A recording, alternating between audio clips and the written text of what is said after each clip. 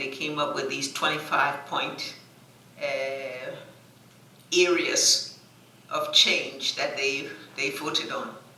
In some cases, they voted yes. In a case, for example, in the reduction of tenure, they voted yes. In some cases, like dual citizenship, they voted no. Based on their own experience with some people, you Liberians, you know us. So you know the things we say, again. Put it in our language, to put it in the way we talk. You sit down over here, you enjoy yourself. When you home there suffering there now, when the thing begin to get good, then you walk out.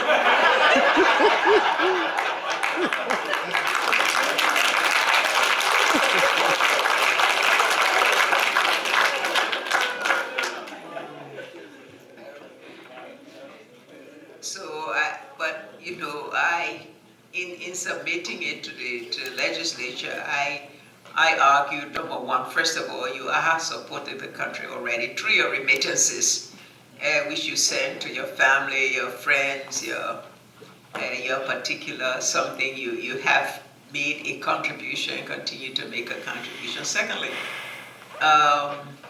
it doesn't take anything away for you to have the double citizenship. Is allowed by the United States, and so many other African countries do that.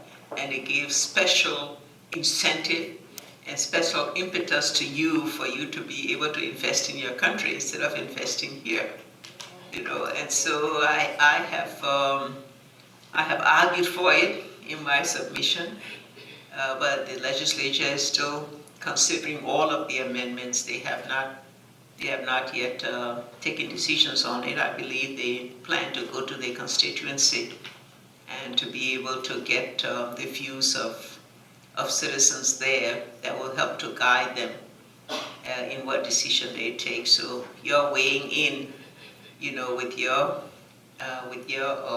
contacts at home to try to encourage this is something that will be good.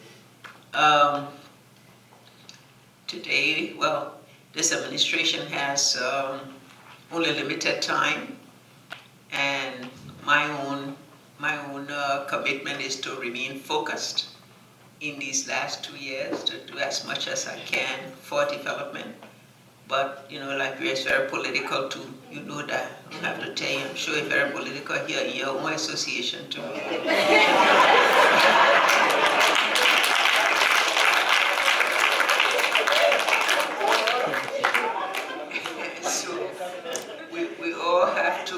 To deal with the politics and at the same time try to stay focused on our own personal ambition and personal advancement.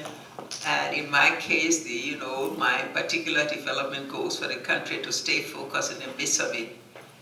The freedoms are many. You listen to Yoga Costa here, right? And you know about him.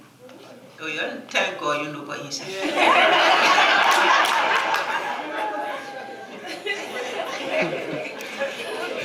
Oh, now I made a man something. Now you go to land, go call. What is it? Who is Costa? You see, that's this funny. No, that's just some loud mumbling person who always on the radio and talking. So we got many of them anyhow. He just happens to be one of them.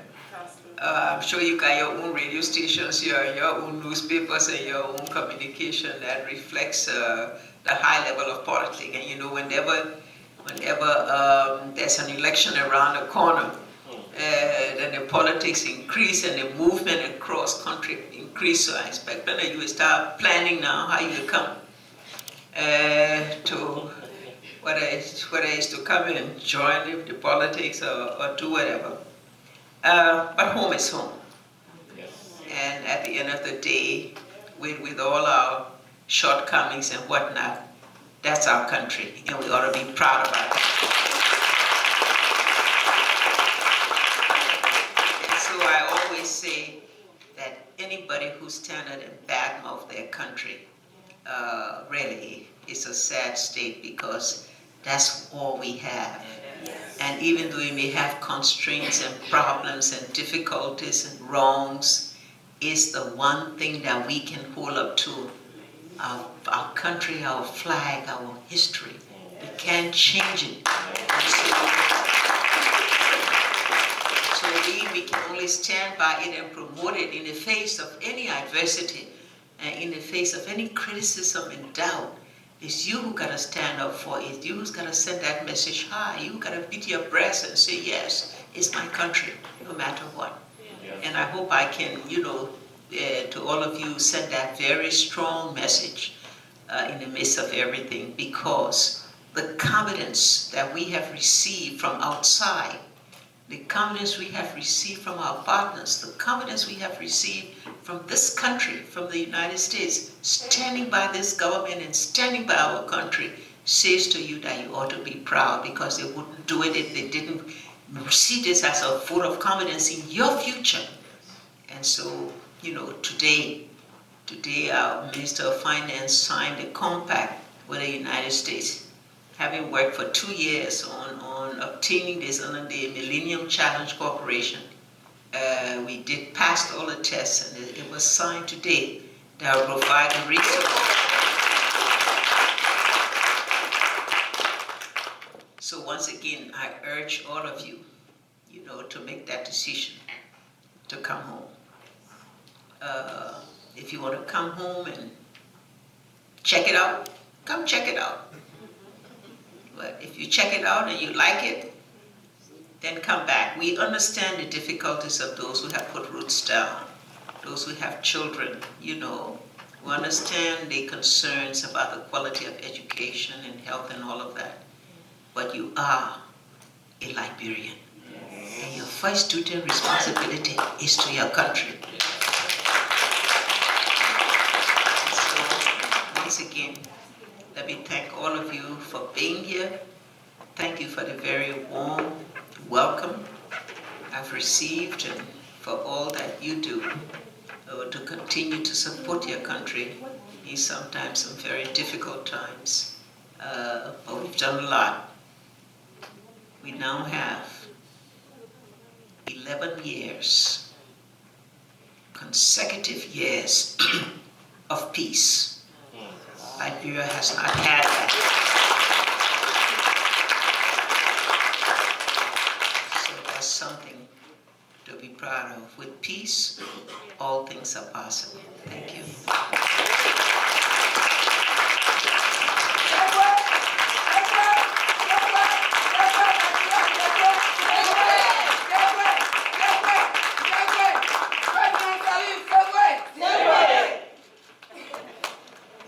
Thank you very much, Madam President. I was very remiss if I did not recognize two people that we failed to acknowledge at the start of the program. Our Vice President, Mr. Jasper King. Mr. Jasper, could you